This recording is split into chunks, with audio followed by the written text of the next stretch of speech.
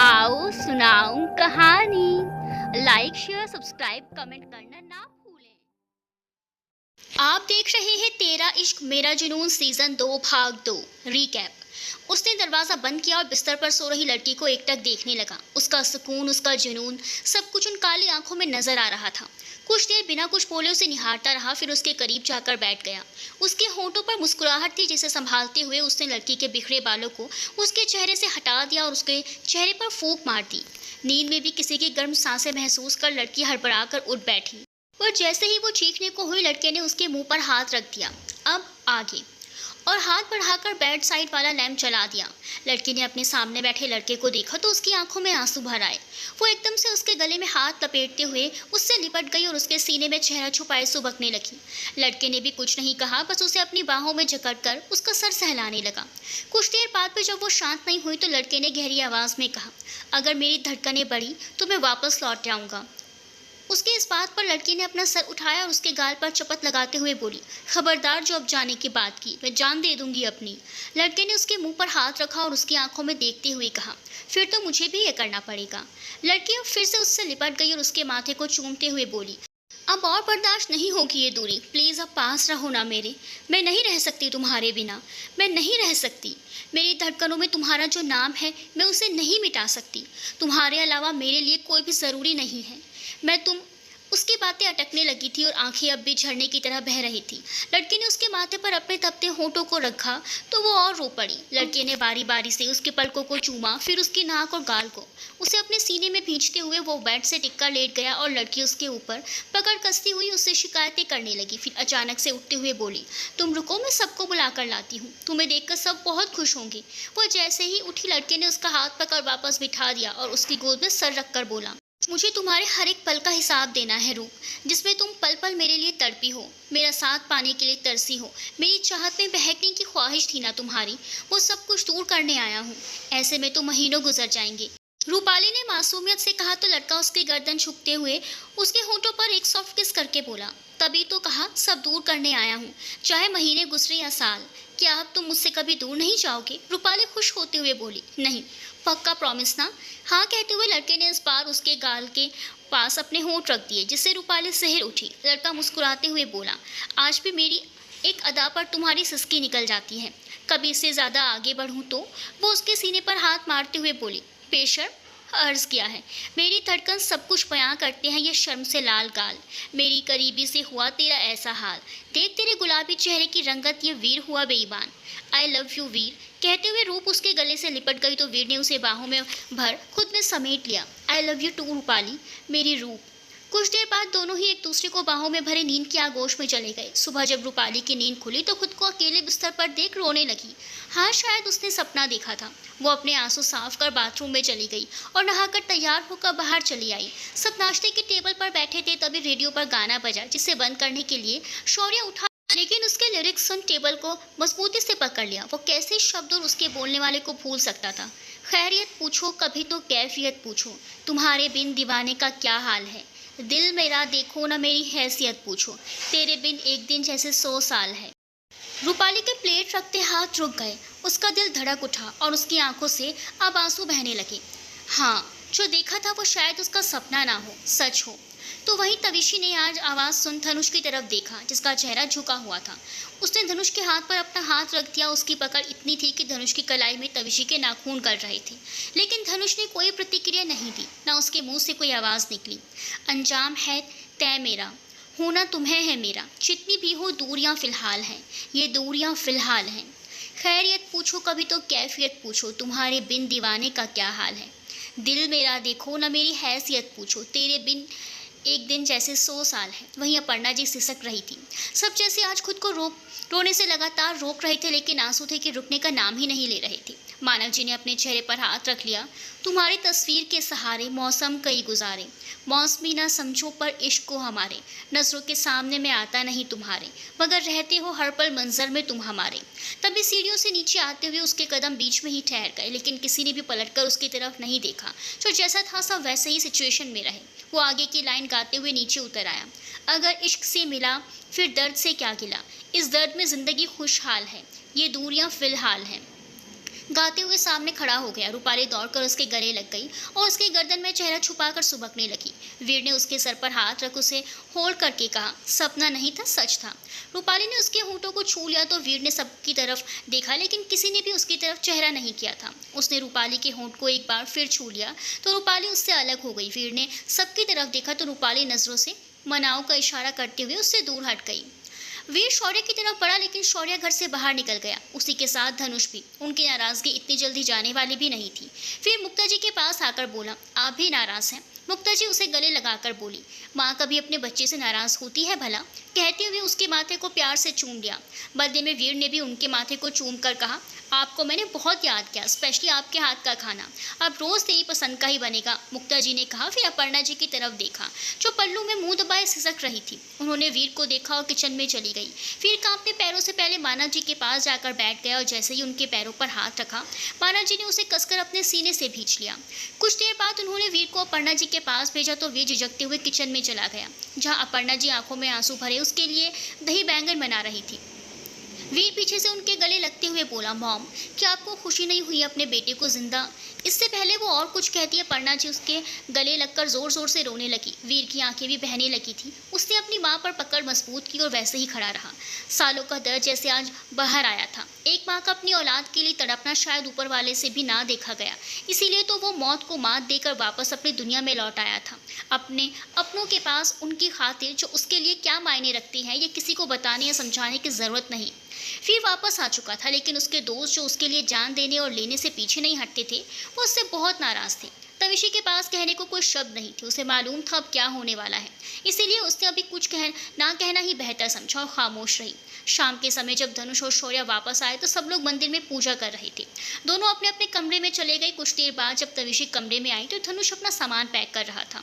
तुम कहीं जा रहे हो? तविशी ने पूछा तो धनुष ने कोई जवाब नहीं दिया और अपना काम करता रहा। मैं कुछ पूछ रही हूँ, कहाँ जा रहे हो तुम? तविशी ने उसका हाथ पकड़ लिया, जिसे घूरते हुए धनुष ने झटक दिया और अलमारी से अपनी शर्ट निकालने लगा। अब तविशी को भी उस पर गुस्सा आने लगा। क्या साबित करना चाहते हो ऐसे जाकर कि तुम्हें कोई फर्क नहीं पड़ता उसके होने ना होने से? अगर ऐसा है तो जाओ, मैं नहीं रोकूंगी। वैसे भी तुम जैसे मतलबी लोग। जस्ट शट अप, धनुष ने तेज आवाज में कहा तो तविशी ने सहम कर अपने चेहरे पर हाथ रख लिया। आज से पहले उसने कभी भी उस पर हाथ नहीं उठाया था, लेकिन आज वो इतने गुस्से में था कि उसने एक बार भी नहीं सोचा था हाथ उठाने से पहले। वहीं धनुष की आंखें लाल की के साथ पनीली भी हो चुकी थी, जिसे रोकते हुए उसने कहा, तुम्हें पता है जब तुम मुझे छोड़कर आई थी तो कहीं ना कहीं मैं भी मानने लगा था कि गलती मेरी ही है जो मैंने तुमसे बात छुपाई, लेकिन अब ऐसा लगता है तुमने अपने झूठ और फरेब से मुझे जानबूझकर खुद से दूर किया। तुम पहले भी साथ नहीं रहना चाहती थी, इसीलिए तुम्हें मौका मिला तो तुमने उसका फ़ायदा उठाया ना। मेरे प्यार में क्या कमी थी तविशी जो तुमने मेरे साथ ऐसा किया? तनुष ने चीखते हुए कहा तो तविशी हैरानी से उसे देखने लगी। इतने सालों में आज पहली दफ़ा उसने उसका पूरा नाम लिया था, जिसका साफ मतलब था कि वो सच में बहुत गुस्सा है। तविशी उसे भरी आंखों से देखते हुए बोली, तो तुमने मुझसे छुपाया ही क्यों था कि वीर को प्रॉब्लम है? तुम्हें क्या लगता है मैंने क्यों छुपाया होगा? धनुष ने बेबसी से कहा तो तविशी ने अब अपना सर झुका लिया और सुबकने लगी। आज पहली बार वो उसके सामने खामोश थी या उसके सवालों के जवाब नहीं दे पा रही थी, क्योंकि उसने भी गलती की थी, उसे नहीं करना चाहिए था। तुम और तुम्हारी छोटी नाराज़गी की खातिर मैंने क्या कुछ नहीं सहा, तुम्हें इसका अंदाज़ा भी है? अकेलापन तो मैं पहले से ही काटता आया था, लेकिन जब तुम लाइफ में आई तो लगा मेरी भी अपना परिवार होगा जो मेरा होगा और मैं अपनी तन्हाई बांट सकूंगा। लेकिन तुमने इसे कभी नहीं समझा विशी। जिस झूठ के लिए तुमने मुझे दर्द दिया है वो कभी नहीं भरेगा। तिल तिल मरा हूँ मैं इन 3 सालों में। बहुत मुश्किल से जीना सीखा है मैंने, पर तुम्हें इससे कोई मतलब नहीं था। तुम्हें बस अपना गुस्सा निकालना था। ऐसा नहीं है, मैं सच में उस वक्त बहुत कुछ समझ नहीं पा रही थी। और तविशी की बात पूरी होती उससे पहले ही धनुष अपना लगेज लेकर बाहर निकलने लगा कि तविशी ने उसकी कलाई पकड़ ली। धनुष ने अब कुछ नहीं कहा, ना ही पलटा, तो तविशी ने भी हाथ छोड़ दिया। वो नीचे हॉल में आया तो वहाँ सब लोग मौजूद थे। जहाँ शौर्य भी अपने लगेज के साथ रेडी था और सभ्यता उसे देखी जा रही थी। शायद दोनों के बीच भी कहा सुनी हुई थी। सबको समझ में आ चुका था कि इनके बीच लड़ाई हुई है, इसीलिए किसी ने इस बारे में बात नहीं की। तो वीर उन दोनों के सामने आ उनके गले से लटक गया। धनुष और शौर्य दोनों ने ही उसे दूर किया और घूरने लगे, जिसे देख वीर अपनी बत्ती से चमकाकर बोला, माना तुम दोनों बहुत गुस्से वाले, क्रोधी स्वभाव के, अड़ियल और ढीठ रवैये के लड़के हो, लेकिन एक बार उस मासूम बच्चे पर तरस खाकर उसकी बीती कहानी तो सुन लो, जिसे मैंने तुम लोगों के बिना गुजारा है। शौर्य ने उसकी गर्दन दबोचकर उस पर मुक्के बरसाते हुए बोला, साले सब तेरी वजह से हुआ है। तू ना नाटक करता है, और ना ही हमें अलग होना पड़ता। सिर्फ तेरी वजह से हमें इतनी तकलीफ बर्दाश्त करनी पड़ी, लेकिन तुझे कि कजरारे कजरारे सूजी है जिसमें तू ऐश्वर्या बनके हम दोनों को अमिताभ और अभिषेक बना रहा है। आज तेरा कीमा ना बनाया ना तो मैं भी गरीब आदमी नहीं। कहते हुए शौर्य उसके लिए ज़मीन पर लौट गया, उसके पेट पर बैठे उसे मारने लगा। वीर आंखों में नमी लिए हंसता रहा। तभी उन दोनों को धनुष की आभारी आवाज़ सुनाई दी। 2 मिनट में दोनों मुझे बाहर मिलो, कहते हुए तेजी से निकल गया। अब तविशी के चेहरे पर परेशानी घिर आई और वो अपने कमरे में चली गई, जहाँ उसने किसी को भी आने नहीं दिया और दरवाज़ा बंद कर लिया। रूपाली और सभ्यता ने उससे बात करनी चाहिए, लेकिन उसे कुछ देर अकेले रहने का सोचकर वो वापस चली गई। मुग्धा जी और अपर्णा जी ने देखा तो खुशी के आंसू लिए बोली, अब हमारे बच्चे फिर साथ रहेंगे। भगवान करे वो कभी अलग ना हो और वो बहुत तरक्की करें। मानव जी ने कहा, अब सब ठीक हो जाएगा, तुम चिंता मत करो। लेकिन जो सुना है उसका क्या भाई साहब? मुग्धा जी ने कहा, वो उन दोनों पति पत्नी का मामला है, हम क्यों बोलेंगे? विषय से गलती तो हुई है जिसे ठीक करना इतना आसान नहीं है, इसीलिए हमें चुप रहना चाहिए। धनुष बहुत समझदार है, लेकिन इस बार वो पूरी तरीके से टूटा है, तकलीफ होगी ही। मानव जी ने कहा तो मुक्ता जी भी सोच में पड़ गई। Academy of singing, Canada. एक 8 साल की लड़की जिसका रंग गोरा और हेजल आइज थी, कोलमटोल चेहरा और हल्के घुंघराले बाल जो उसके कंधे तक आते थे। उसने एक वाइट प्रिंटेड फ्रॉक पहना था जिसमें वो बहुत प्यारी लग रही थी। होंठों पर बड़ी सी मुस्कुराहट और आंखों में चमक लिए वो जैसे ही अंदर आई, एक लड़के ने उससे कहा, वेट। वो लड़की जिसका नाम हेजल था वो पलट गई और उस लड़के को देखते ही दौड़कर उसके गले से लिपट गई। लड़के की हाइट थोड़ी लंबी थी और दिखने में भी वो कोई मॉडल सा लगता था। उसकी वो पूरी आंखें बहुत आकर्षक थी। हेजल ने उसके गाल पर चूम लिया और खुश होते हुए बोली, जय भैया, आ गई नानी के घर से क्यूटी हेजल। कहते हुए जय ने उसके गाल खींच लिए तो बदले में हेजल ने भी उसकी नाक खींचते हुए कहा, आ गई चिड़चिड़े जय, मैं बड़ा हूँ तुमसे, जय ने आंखें सिकोड़ते हुए कहा। तो हेजल खिलखिलाकर हंस पड़ी, जिससे उसके छोटे छोटे चॉकलेटी दांत चमकने लगे। और मैं आपसे छोटी हूँ, कहते हुए उसने अपनी कमर पर दोनों हाथ रखकर नाक सिकोड़ी तो जय भी हंसने लगा। वहीं मौजूद सभी लोग उन्हें देखकर मुस्कुरा रहे थे। तभी एक औरत और एक आदमी ने आते हुए कहा, हेजल बेटा, अपना ख्याल रखना, मम्मा डैडा जल्दी ही आएंगे आपको लेने। ओके मम्मा, बाय डैडा। कहते हुए हेजल ने बारी बारी से दोनों के गाल पर किस किया और जय के साथ अंदर चली गई, जहाँ पर बच्चों को म्यूजिक सिखाया जाता था। रात का पहर। एक लड़की जिसका नाम खुशी था वो अपने कुछ दोस्तों के साथ पिकनिक पर आई थी। क्योंकि उसे एडवेंचर पसंद थे, इसीलिए उन्होंने घना जंगल चुना था पिकनिक स्पॉट के लिए, जहाँ वो सब टेंट लगाकर उसके बाहर म्यूजिक एंजॉय करते हुए ड्रिंक कर रहे थे। वहीं उनके टेंट के पीछे कुछ साया लगातार इधर से उधर घूमते हुए नजर आ रहा था। उस लड़की ने अपनी एक दोस्त से कहा तो सब लोग उस परछाई को देखने लगे, जिसका रवैया अब भी वैसा ही था। गाइस, मुझे लगता है कोई ऐसा है यहाँ जो हम पर नजर रख रहा है, नेहा ने कहा। हाँ, मुझे भी ऐसा ही लग रहा है, राखी ने कहा। तुम सब खामखा डर रहे हो, ऐसा कुछ भी नहीं है यहाँ, खुशी ने कहा। तो अनिल ने सबको शांत कराते हुए कहा, तुम सब चुप हो जाओ, मैं और सनी देखते हैं क्या है वहाँ, तुम लोग अंदर जाओ। कहते हुए वो दोनों लड़के जंगल की ओर बढ़ चले तो खुशी भी उनके साथ हो गई। वहीं नेहा और राखी टेंट के अंदर चली गई, जिनके साथ रवि भी था। खुशी अपना कैमरा गले में लटकाए उन दोनों के साथ आगे बढ़ रही थी कि उसका पैर किसी चीज़ में उलझा और वो मुंह के बल गिर पड़ी। एकाएक उसके मुंह से चीख निकली, जिसे सुन अनिल और सनी भी ठहर गए। दोनों पलट कर आए तो सामने का नज़ारा देखकर दंग रह गई। अनिल ने अपने मोबाइल का टॉर्च ऑन किया, लेकिन सामने देखने ही उसके हाथ से मोबाइल छूटकर नीचे गिर गया। वहीं सन्नी भी अवाक सा बस नीचे देखने लगा, जहाँ एक लड़के की लाश पड़ी थी और उसके शरीर पर एक भी कपड़ा नहीं था। उसकी आंखें निकली हुई पड़ी थी और टांगे भी अलग अलग थी। हाथों को काटकर उसके पेट पर पीसेस में रख दिया गया था और कान नाक भी अलग अलग बिखरा हुआ था। उसकी बॉडी का हर एक पार्ट अलग कर दिया गया था, जिसे देख कोई भी डर के मारे कांप जाए। सीने के अंदर का मांस और हड्डियां भी साफ दिखाई दे रही थी, जिसे देख खुशी और अनिल की उल्टियां होने लगी। सनी साइंस का स्टूडेंट था, इसीलिए वो नॉर्मल ही रहा, मगर इतनी बुरी तरह से बॉडी पार्ट्स बिखरा देख वो भी खुद को रोक नहीं पा रहा था। इससे पहले वो तीनों वहां से निकलते किसी की गुनगुनाने की आवाज़ आई, साथ में वो सीटी भी बजा रहा था। तीनों अब काफ़ी घबरा गए। अंधेरे की वजह से सामने वाला शख्स साफ नजर नहीं आया। अपने सामने इतना बुरा हश्र देखकर उनकी हिम्मत भी ढीली पड़ गई थी, इसीलिए उन्होंने यहाँ से भागना ही बेहतर समझा। अनिल ने खुशी का हाथ पकड़ा तो सनी ने भी दूसरी तरफ से उसका हाथ पकड़ लिया और जितना हो सके उस गति से तेज भागने लगे। जाना कहाँ है इसका अंदाज़ा नहीं था, लेकिन इस वक्त उन्हें अपनी जान बचानी ज़्यादा ज़रूरी थी, इसीलिए बगैर सोचे समझे बस भागते जा रहे थे। वहीं पीछे सीटी बजाता वो शख्स वैसे ही धीरे धीरे आगे बढ़ रहा था। कभी वो गुनगुनाता तो कभी सीटी बजाता और इसी के साथ अपने हाथ में रखे नुकीले हथियार को घुमाता। खुशी अनिल और सन्नी का हाथ पकड़े दौड़ रही थी कि ऐसा लगा जैसे उसके पीछे किस खींच रहे हो। उसने पलटकर देखा तो अनिल और सन्नी जमीन पर पड़े करहा रहे थे। अगली सुबह सब हॉल में बैठे चाय का लुत्फ उठा रहे थे जब रूपाली चेहरे पर मुस्कुराहट लिए वहां आई। उसे देख सब असमझ में पड़ गए, क्योंकि इससे पहले रूपाली इतनी खुश तो बिल्कुल भी नहीं थी। वो जैसे ही नीचे आए सब तरफ अंधेरा हो गया, दरवाजे खिड़की सब बंद हो गए और लाइट्स भी ऑफ हो गई। लाइट को क्या हुआ, मैं देखता हूँ, कहते हुए धनुष जैसे ही आगे बढ़ने को हुआ, रूपाली ने कहा, भाई कुछ नहीं हुआ है, बस थोड़ा सा इंतजार कीजिए। उसकी बात सुन सब अपनी जगह पर ही खड़े रहे। तभी सीढ़ियों पर किसी के कदमों की आहट सुनाई दी। वो धीरे धीरे नीचे आया। अर्ज किया है, जाने बाहर, तेरी नाराजगी भी सह लूंगा, तेरी मार भी। तू चाहे तो उठा ले कटार और कर दे इन 2 लफंगों पे वार। कम से कम मैं अकेला हकदार तो बचूंगा तुम्हें सताने का। एक बार फिर से ये लाइन और आवाज़ सुनकर सबकी आंखें नम हो चुकी थी, क्योंकि वीर ने धनुष और शौर्य को मना लिया था। तविशी ने जब वीर से बात नहीं की तो वो अपनी टूटी फूटी शायरी से उसे हंसाने की कोशिश करने लगा। शुरू से ही तविशी को सब मालूम था कि वीर जिंदा है और सही सलामत है। उसने जब उसके पेट पर वार किया था तो ऐसी जगह चाकू मारा था जहां उसकी जान को खतरा ना हो, लेकिन देखने वाले को लगे कि वो मर चुका है। लड़ाई होने के कुछ समय पहले ही वीर रक्तपाती रूप से बाहर निकल सामान्य हुआ था और उसे अपने बारे में सब कुछ पता था। इसीलिए उसने जानबूझकर ऐसा किया ताकि सबको लगे वो अब खूंखार रक्तपाती बन चुका है, इसका खत्म होना ज़रूरी है। उसने ऐसा इसीलिए किया ताकि बाद में उसकी वजह से और परेशानियां ना बढ़े। खैर, जो होता है अच्छे के लिए होता है। अब सारी सच्चाई सामने आ चुकी थी, और ये भी कि वो पुलिस वाले तविशी के जानने वाले थे, जिन्होंने इन सब में उसका साथ दिया था ताकि दुनिया वालों को लगे रक्तपाती मर चुका है और अब उसका भय नहीं है। लोग बेखौफ होकर अपनी जिंदगी जिए। उसने वीर को कनाडा भेजा था, इसीलिए शायद धनुष को भी उसकी जानकारी नहीं मिली, लेकिन फिर भी उसने अपना शक दूर करने के लिए अपनी पहुंच तक ऑस्ट्रेलिया, अमेरिका, श्रीलंका, जापान, चीन, सिडनी से लेकर जर्मनी तक के सभी डॉक्टर्स से खुद संपर्क कर लिया था जहां वीर की होने की खबर मिले, पर वहां भी उसे निराशा ही हाथ लगी।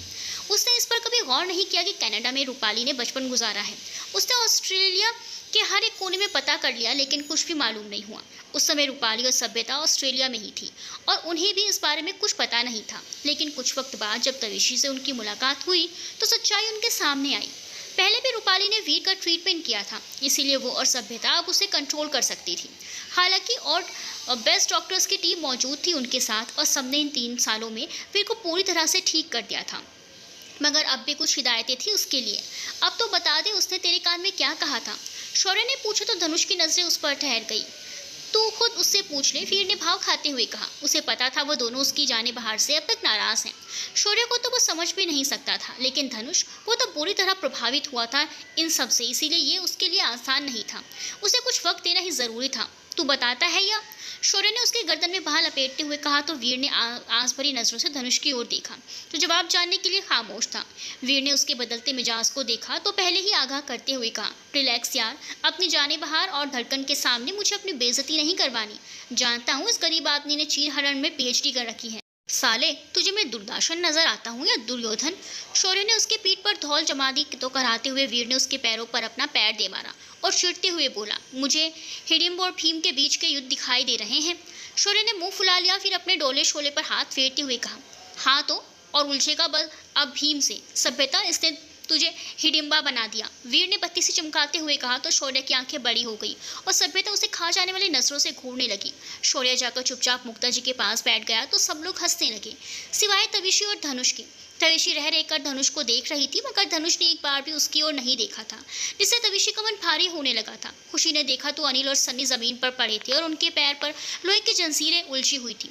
इससे पहले वो उन दोनों को छुड़ाती किसी ने मजबूती से उसे पकड़ लिया। खुशी की सांसें अटक गई और उसने कसकर अपनी आंखें बूंद ली। ये हाथ जो उसकी कमर पर थे वो उसे हथौड़े से महसूस हो रहे थे। तभी उसे ऐसा लगा जैसे उसकी गर्दन पर कुछ चुभा हो।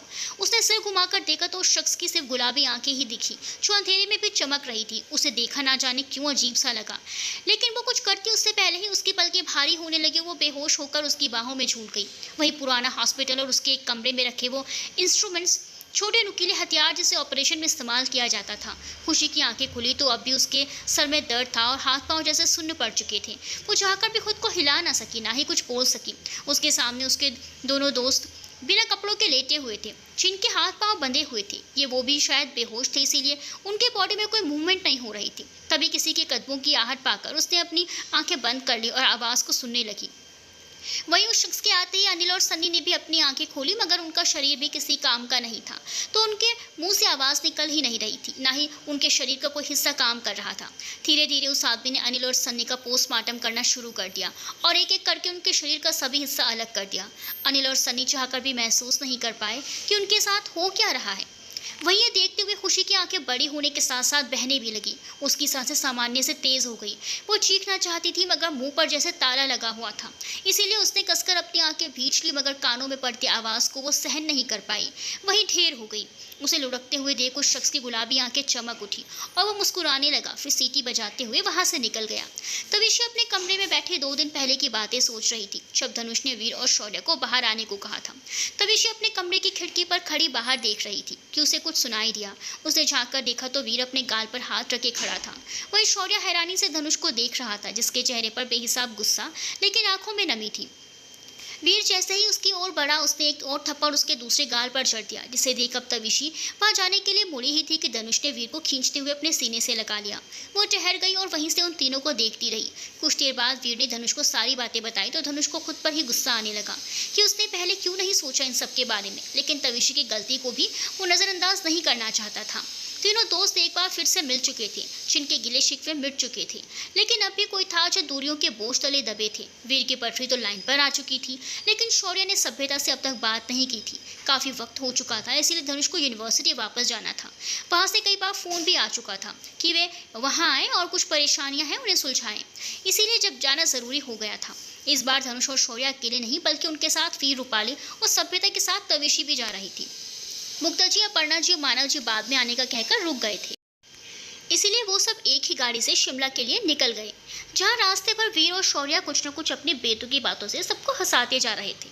रास्ते में रुकते और आराम करते हुए आखिर में वो शिमला पहुंच ही गए। लेकिन इस बीच ना धनुष ने तविशी से बात की, ना शौर्य ने सभ्यता से। अगली सुबह सब लोग सूर्यवंशी कॉटेज में रुके थे, जहां धनुष और शौर्य रहते थे। सुबह सुबह जब धनुष की आंख खुली तो अपने सामने खड़ी लड़की को देख एक पल को उसकी नजरें ठहर सी गई। ना चाहते हुए भी उसे बार बार अपनी पलकें झपकानी पड़ी, क्योंकि सामने तविशी खड़ी थी उस रूप में जिसकी शायद किसी को उम्मीद ही नहीं थी। रेड कलर की शिफॉन साड़ी में लिपटी वो एकदम इंडियन वाइफ लग रही थी, जिसके माथे पर सिंदूर और हाथों में चूड़ियां थी। कमी थी तो बस मंगलसूत्र की, जिसे उसने खुद उतारकर धनुष के मुंह पर फेंका था, मगर उसकी जगह उसने डी लाइटर का लॉकेट पहन रखा था जो गोल्ड का था। माथे पर सजी लाल बिंदी धनुष का गुस्सा जैसे पिघलाने लगा, जिसे इग्नोर करते हुए धनुष ने अपनी नजरें फेर ली और टॉवल उठा बाथरूम में चला गया। वहीं खामोशी से खड़ी तविशी ने एक बार फिर अपने हाथ में पकड़े चाय और नाश्ते के ट्रे को देखा और वैसे ही खड़ी रही। के बाद धनुष जब तैयार होकर आया तो तविशी ने अपना हाथ आगे कर दिया और उम्मीद भरी नजरों से उसे देखने लगी, जिसे तोड़ते हुए धनुष बाहर निकल गया। तविशी ने एक गहरी सांस भरी और खुद से ही बोली, बहुत मुश्किल है विशी, ये जंगली गोरिल्ला बहुत अड़ियल और ढीठ है, मगर तुझे तो मनाना ही होगा ना, नहीं तो मॉम नानी कैसे बनेगी। फिर खुद को ही चपत लगाते हुए बोली, अरे पागल लड़की, क्या बोले जा रही है। अगर उस प्रोफेसर गोरिल्ले ने सुन लिया ना तो पता नहीं क्या क्या मतलब निकालेगा। अब चल। कहते हुए वो हॉल में आ गई, जहाँ सब बैठे नाश्ता कर रहे थे। सभ्यता अपने हाथों से शौर्य को जबरदस्ती पराठा खिला रही थी और शौर्य उसे घूरते हुए पराठे के साथ उसकी उंगलियां चबा रहा था। तभी सभ्यता के मुंह से सिसकी निकल गई, जिसे देखते ही वीर ने उसे मुक्का जड़ते हुए कहा, अबे जंगली आदमी, तू कब से मांसाहारी हो गया बे। खाना है तो लोमड़ी खा, गधा खा, गीदड़ खा, लेकिन मेरी बहन की नाजुक उंगलियां तो मत चबा। तेरे दांत वैसे ही गैंडे के सींग जैसे हैं, अगर उसे छुप गई तो हाथी के पांव तले कुचलवा दूंगा तुझे। अबे बस कर, क्यों ताने मारकर मुझे नर्क की सैर करवा रहा है। और मुझे कोई शौक नहीं है मांसाहारी बनने का, क्योंकि कुछ लोग पहले से ही यहाँ अकल से पैदल हैं, जिनके लिए मांसाहारी और शाकाहारी में फ़र्क करना मुश्किल काम है। तू खा और खिला अपनी बहन को, कहते हुए शौर्य पैर पटकता हुआ अपने कमरे की ओर बढ़ गया। तनुष ने सभ्यता की आंखें में भरी आंखें देखी तो उसे इशारे से शौर्य के पीछे जाने के लिए भेज दिया और खुद जूस पीने लगा। उसे मैंगो जूस पीते देख तविशी को अपना जूस बनाना याद आ गया, जब उसने तीनों को डिटर्जेंट और मक्खी का जूस बनाकर दिया था। वो खिलखिलाकर हंस पड़ी। ये शायद पहली बार था जब वो इतना खुलकर हंसी थी। इसे देख रूपाली ने कहा, लगता है मोहब्बत का असर अब होने लगा है। ऋषि के साथ साथ ये असर भी अब रोमांटिक होने लगा है। तनुष ने सुना तो जूस पीना छोड़कर बड़बड़ाने लगा, ये अड़ियल बिल्ली और रोमांटिक, इसका दूर दूर तक नाता नहीं है उससे। क्या हुआ प्रोफेसर सूर्यवंशी? वीर ने उसे छेड़ दिया तो वो उसे घूरने लगा। यार ये आदमी पिछले जन्म में उल्लू था क्या? बात बात पर आंखें दिखाता है। वीर धीरे से बुदबुदाया तो रूप भी हंसने लगी और ये पगली मुझे फंसाने के सबूत पेश कर रही है। फिर रूप को घूरकर बेचारगी से धनुष को देखने लगा। तभी तविशी ने कहा, अरे वो हमारी रूप तो शायर बन गई। रूपाली शर्माने लगी तो तविशी ने आगे कहा, और कहाँ कहाँ ये बिजली गिराई है तूने? किसी को अटैक तो नहीं आया ना? सब सही सलामत बच गए ना तेरी शायरी सुनकर? रूपाली अब बुरी तरह से छिड़ गई। उसने मुंह फुलाकर उसे देखा तो वीर मुंह दबाकर हंसने से खुद को रोकने लगा और धनुष ने अपने होंठ भींच लिए। तविशी ने मुस्कुराकर रूपाली को देखा तो वो वीर को खींचते हुए वहां से चली गई। अब धनुष और तविशी दोनों अकेले थे यहाँ। तविशी ने कुछ कहना चाहा कि धनुष उठकर चला गया। उफ, कितना भाव खाता है ये लड़का। तविशी ने अपना माथा पकड़ लिया। शौर्य अपने कमरे में आकर इधर से उधर चक्कर लगाने लगा। उसने गुस्सा तो सभ्यता पर उतार दिया था, मगर अब उसे सच में बुरा लग रहा था। क्या जरूरत थी उसकी उंगलियां चबाने की कि उसे कितना दर्द हुआ होगा। और उस पागल लड़की ने तो कुछ कहा भी नहीं। गुस्से से उसने जैसे ही बेड पर लात मारी, सभ्यता वहां पर आ पहुंची, जिसे देख शौर्य का गुस्सा फिर आसमान पर चढ़ गया। अब यहाँ क्यों आई हो? क्या मैं अपने कमरे में सुकून से 2 पल भी नहीं रह सकता? जहाँ जाता हूँ परछाई की तरह चली आती हूँ। उसने गुस्से से उसकी बाजू पर पकड़ मजबूत करते हुए कहा तो सभ्यता ने उसे परे धकेल दिया और गुस्से से बोली, परछाई हूँ तो साथ कैसे छोड़ सकती हूँ? तुम्हारे लिए तो वैसे ही मैं खिलौना बन चुकी हूँ ना। शौर्य ने अब उसका चेहरा ध्यान से देखा तो उसकी आंखें सूजी हुई थी और चेहरे पर थकान साफ दिख रही थी। नाक और गाल लाल थे और अभी भी उन छोटी आंखों में आंसू भरे हुए थे। शौर्य की पकड़ उस पर ढीली पड़ गई और वो पलटकर खड़ा हो गया, लेकिन कुछ देर तक जब शांत रहा तो उससे रहा ना गया और अपने दिल के हाथों मजबूर गहरी सांस भरते हुए उसने पलटकर एकटक जमीन को घूरती हुई खड़ी सभ्यता को खींचकर अपने सीने से चिपका लिया। फिर क्या? खामोशी से आंसू बहाती सभ्यता चीख चीख कर रोने लगी और शौर्य उसे अपनी बाहों में समेटे शांत कराने लगा। वीर के सीने पर सर रखकर लेटी रूपाली ने उसके शर्ट के बटन खोलते हुए कहा, मुझे फिक्र हो रही है। धनुष भाई बहुत जिद्दी हैं, वो इतनी जल्दी नहीं मानने वाले। हाँ, थोड़ा समय दो उन्हें, सब ठीक हो जाएगा। वैसे भी दूरियों के बाद मिलन का मजा ही अलग होता है। कहते हुए उसने रूपाली के माथे को चूम लिया, लेकिन कहीं इन सब में दोनों फिर से अलग ना हो जाएं। ऐसा नहीं होगा, मेरी विशी भी जिद पर आ गई है और वो जल्दी उसे मना लेगी। वीर ने कहा तो रूप बोली, आपकी विषय के कारण ही तो सब हुआ है। एक नंबर की नौटंकी है ये लड़की। क्या जरूरत थी उसे सच छुपाने की? मैंने पहले ही कहा था सब बता दे, मगर ये नहीं मानी तो अब भुगते। इधर शौर्य और सभ्यता रूठे हुए हैं, लेकिन मुझे इन चारों की फिक्र खाई जा रही है। क्या होगा इन जिद्दियों का? वीर ने हंसते हुए उसकी नाक पिंच करते हुए कहा, तुम अपनी जी मत जलाओ, सब ठीक हो जाएगा। शौर्य तो वैसे सभ्यता से दूर नहीं रह पाएगा, तुम जानती हो उसे। बस फिक्र करता है तो सूर्यवंशी साहब की, जो अपनी फीलिंग्स पर इतने कंट्रोल बटन लगाते हैं कि फीलिंग्स पे दबकर मर जाए।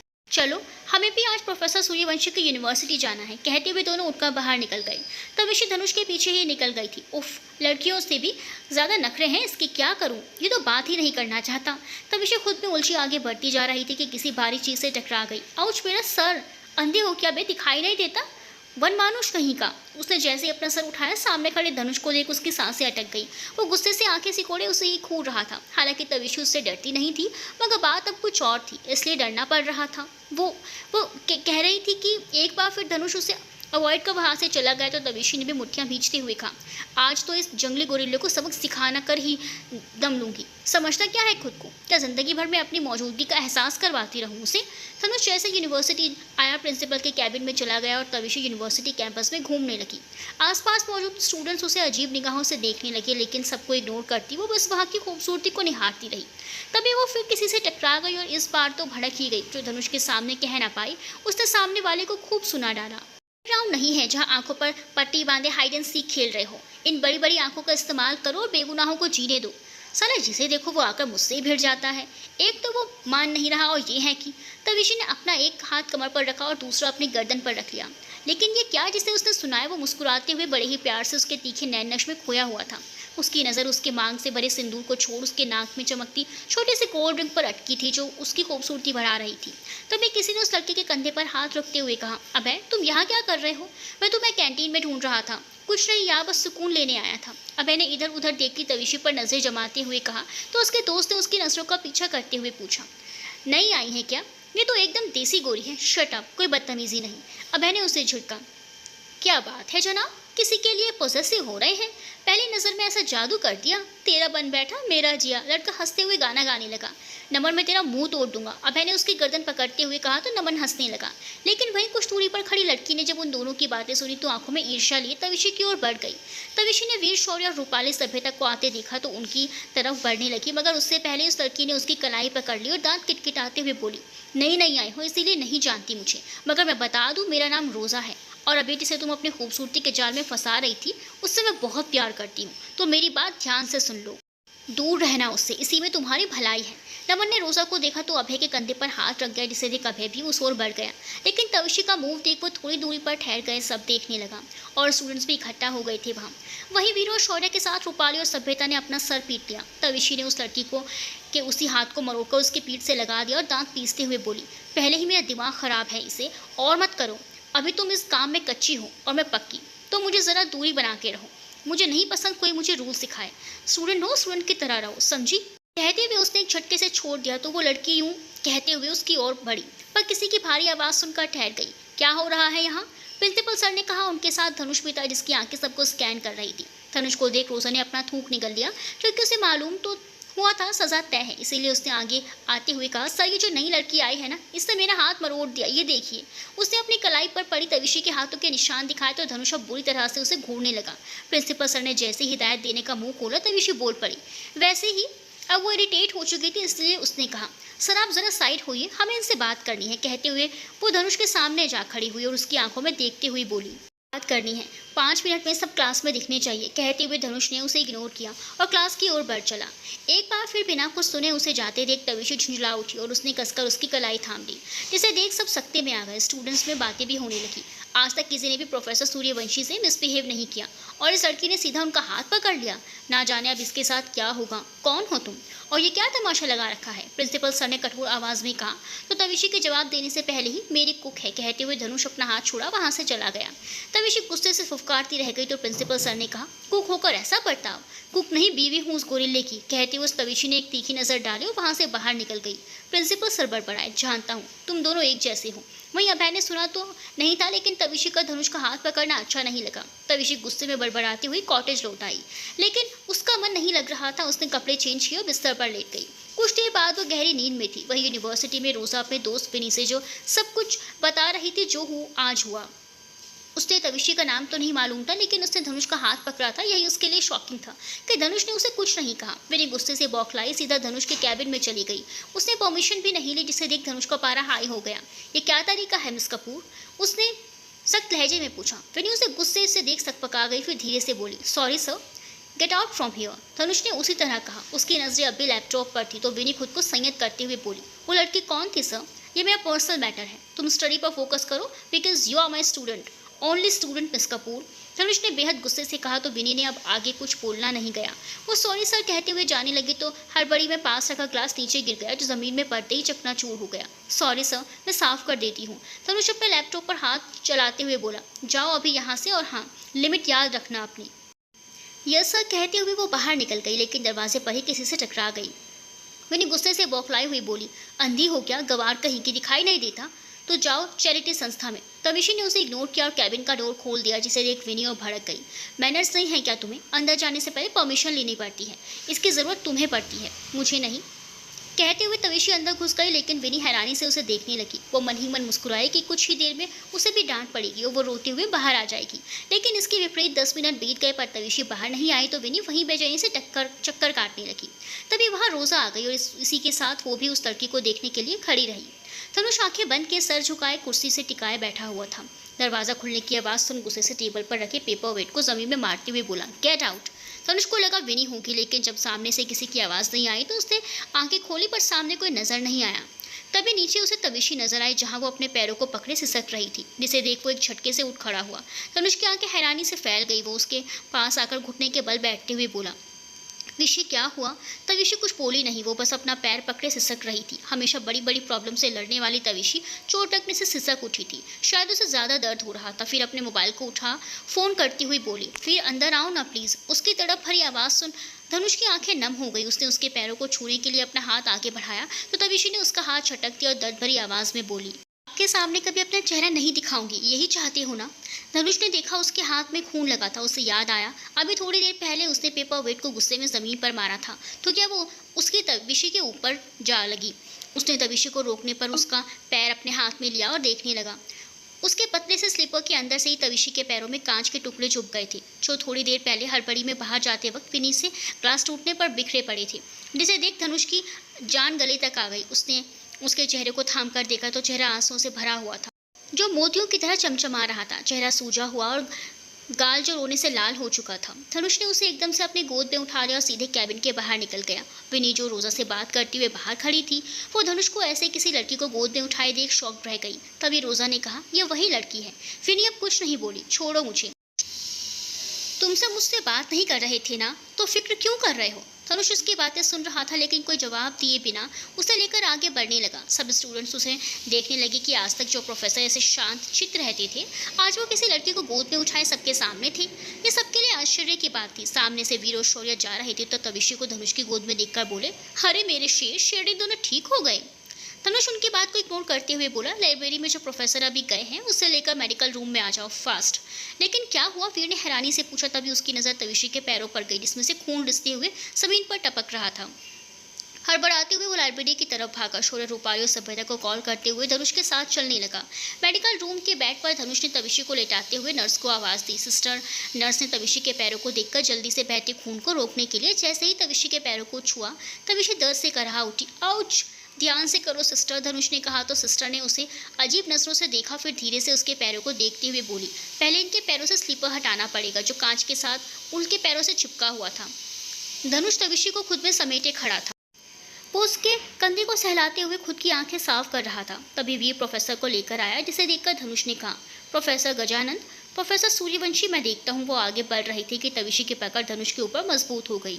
इसे महसूस कर धनुष ने वीर की तरफ देखा। शौर्य प्रोफेसर के कान में धीरे से बोला, विशु को इंजेक्शन से डर लगता है। गजानन ने उसे देखा, फिर एक मेडिसिन विशु की तरफ बढ़ाते हुए कहा, ये खाइए। तविशी ने कोई जवाब नहीं दिया तो धनुष ने मेडिसिन लिया, उसके मुंह में डाल दिया। वीर ने पानी का ग्लास उसके होंठों से लगा दिया, जिसे खाकर तविशी का सर घूमने लगा और वो बेहोश हो गई।